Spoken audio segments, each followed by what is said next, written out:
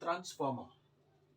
A transformer is a static electric device which is used to increase or decrease the voltage with the corresponding decrease or increase of current. Principle. A transformer is based on the principle of mutual induction. That is, when there is a change of magnetic flux linked with the first coil, then the same magnetic flux will also link with the second coil. Or I can say, if a magnetic flux which is linking with the first coil produce a self-induced EMF, then at the secondary coil, due to that same magnetic flux, you'll get a mutual EMF. Okay, now we will come to the constructions of a transformer. As you can see in this figure, we have two windings. These are the two windings which are made of copper wires. This winding, they are, these two windings, they are wound over this common soft ironed laminated core. The primary winding is connected to the input AC signal, or I can say input voltage. And this is a secondary winding which is connected to the load or to the output. Okay. Okay, now we will discuss about the theory of a transformer. If this input voltage is connected to the primary coil and it sends a current IP to the primary coil, then what will happen? Because the nature of the current, as I said, right, it is an alternating current. So because of that alternating current, a magnetic flux will change inside the primary coil. And that changing magnetic flux will in turn produce what? An induced EMF in the primary coil. Similarly, because uh, these two coils here, right, if they are close to each other, then the same magnetic flux which is linking in the primary will also be set up in the secondary. Or I can say there will be an EMF which is developed at the secondary. Okay. Now, from Faraday's law, we knew that the EMF induced in the coil is equals to this much. Okay, so this is the primary EMF which is induced at the primary coil, and this is equals to minus NP. What is NP? NP is the number of turns in the primary coil. d phi upon dt is the rate of change of magnetic flux. Similarly, the induced EMF at the secondary coil can be written as ES equal NS d phi upon dt. What is NS? NS is the number of turns in the secondary coil. Alright, now let me name this as equation 1, this as equation 2. So if you divide equation 2 by equation 1, you will get ES upon EP equal NS upon NP. So this is my third equation. Okay. Next, for an ideal transformer,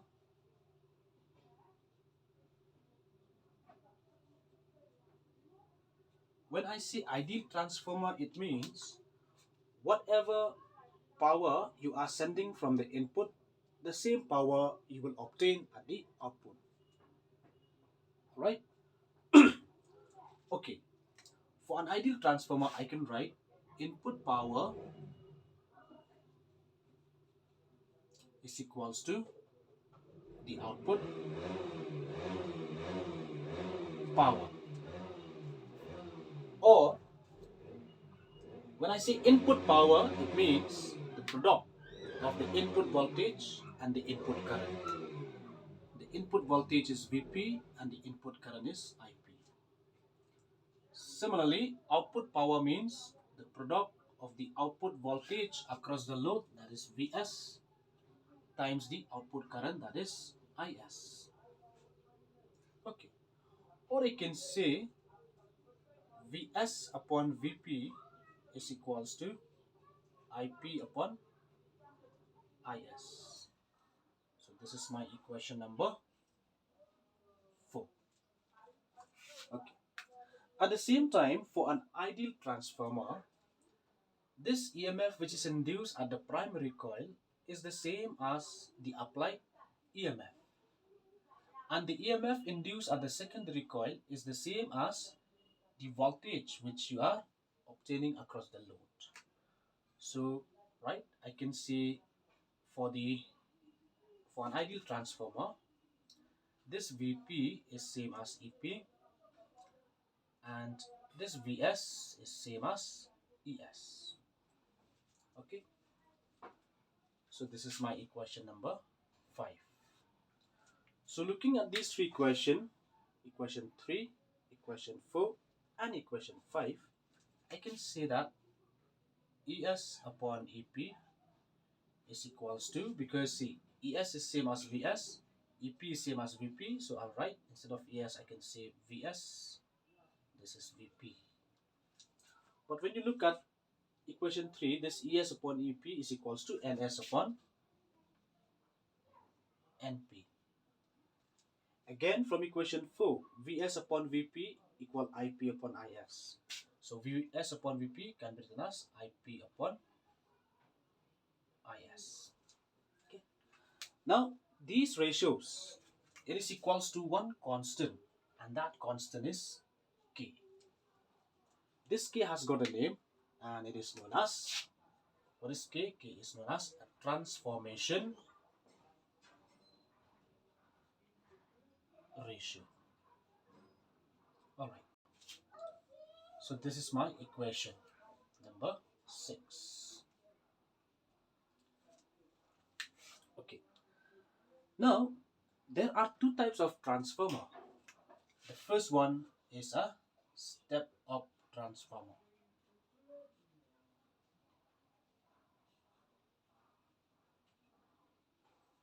So what is a step-up transformer?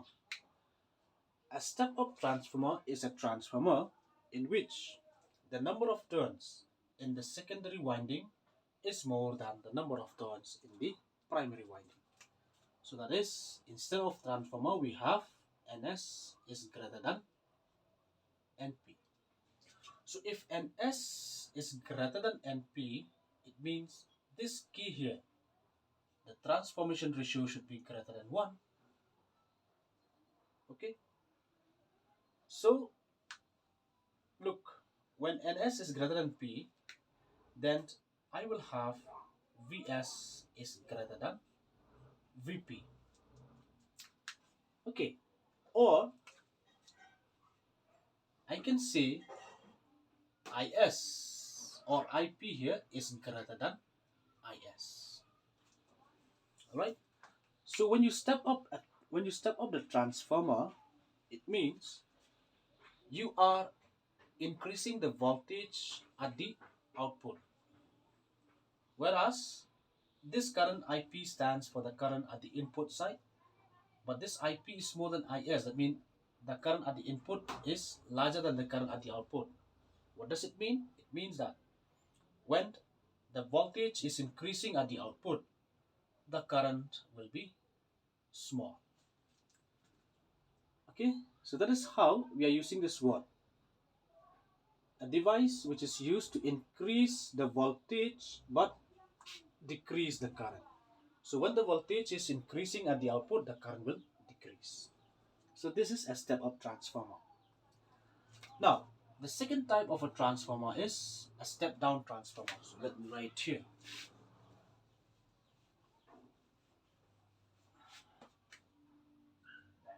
Step-down transformer. In a step-down transformer, the number of turns in the secondary, it should be less than the number of turns in the primary. Or I can say, this transformation ratio, it should be less than 1.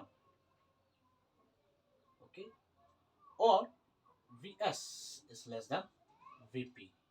Or Ip is less than Is. Okay.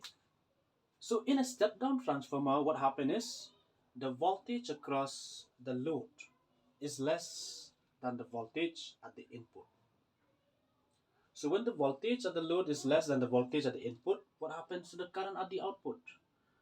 IP is less than IS. IP is here, IS is there. So when IP is less than IS, it means the current here is large. Less voltage at the output, but large current at the output. So that is how, right, we are using this word, a device which is used to decrease the voltage but increase the current. Okay, so a transformer, right, we can use in this way, either to increase the voltage, decrease the current, or decrease the voltage and increase the current. Okay, so this is a transformer. Now, after this, we should look at the power loss of a transformer. Okay.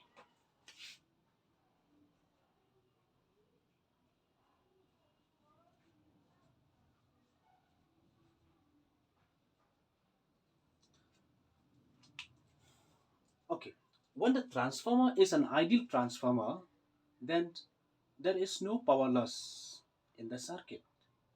All right, but usually because of this winding and this iron core, right, there is always a loss of energy in the process.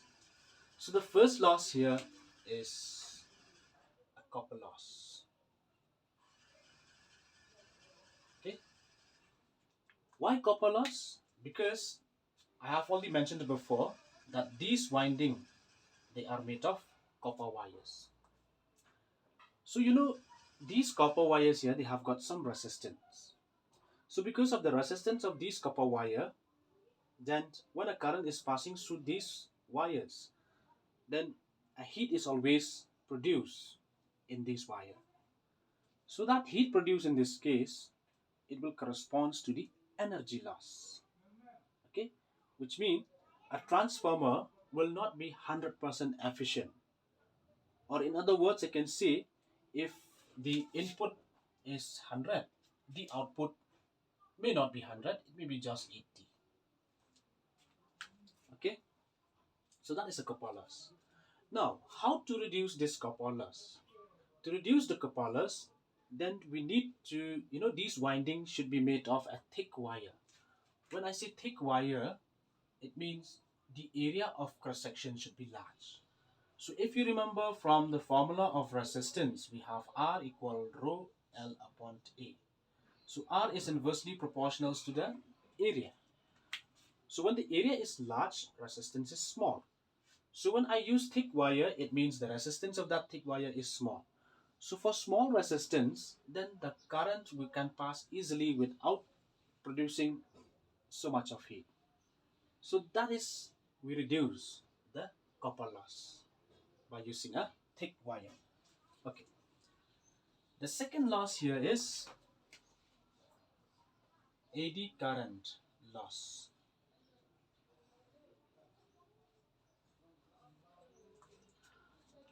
Now, when this changing magnetic flux, okay, it is present in the iron core, then there is always an eddy current which is set up in the iron core. I hope you still remember when we talk about eddy current, right?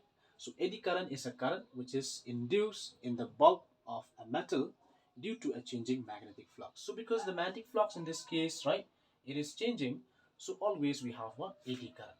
So that eddy current, right, it will in turn produce a large amount of heat in the iron core. So the heat again which is produced in the iron core will correspond to the loss of energy in the electric circuit. Okay, so that is why we call eddy current loss. Now to reduce the eddy current loss, what we do is, instead of using a single solid iron core, we divide the solid iron core into a thin laminated sheet, okay, which is insulated from each other. Okay, so that will reduce the eddy current loss. The third loss is hysteresis loss. So when an alternating current, is passing through the iron core, then the iron core, it gets magnetized and demagnetized repeatedly. Okay, so it means when the iron core is magnetized and demagnetized every time or repeatedly, then there is a change or there is a loss of energy in the iron core due to that hysteresis loss we call. So to reduce this hysteresis loss, we take an iron core which is having of a very large permeability. So that large permeability iron core will reduce the hysteresis loss.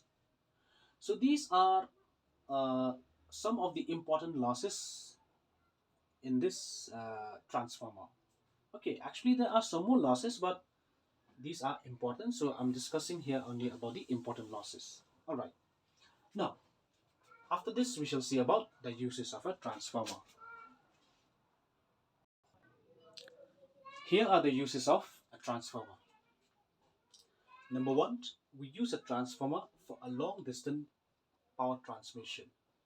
Okay, because we are getting electricity at home, right, from a very, very long distance, which means this is the power generating station. This is power generating station. Now, this generating station, let's say it generates only 220, let's say, volt. Okay. Now, with this amount of voltage which is generated at the station, when you supply to the city, then this voltage, right, it will just disappear in the wire only. Okay, because of due to many losses that we have seen before. So therefore, before supplying to the cities or to the homes, I need to step up the transformer. So you step up this transformer, let's say up to 22 kV. When I say 22 kV, it means 22,000 volt. So that 22,000 volt now, it is a huge number. It is a huge, it's a large value. So after this, I fed this 22 kilovolt to another station which we know as a power grid. Now this voltage on arrival on this power grid, it has to step down back to 220 volt. So with this 220 volt, now it supplies to the power station, and from the power station, okay, we are getting the power supply at homes, right? So this is how a transformer is used for a long distance transmission. Okay, second use, a step down transformer is used for welding purposes. Okay, if you remember, in a step down transformer, we are getting small voltage at the output but large current. So that large current, it can, right, be used for welding purposes, because in the welding, we need a large current. Okay. Similarly, this step down transformer, it is also used in the induction furnace. Induction furnace, we require a large amount of current to heat the metal so as to melt them and form an alloy. So in that case also, we need a step down transformer.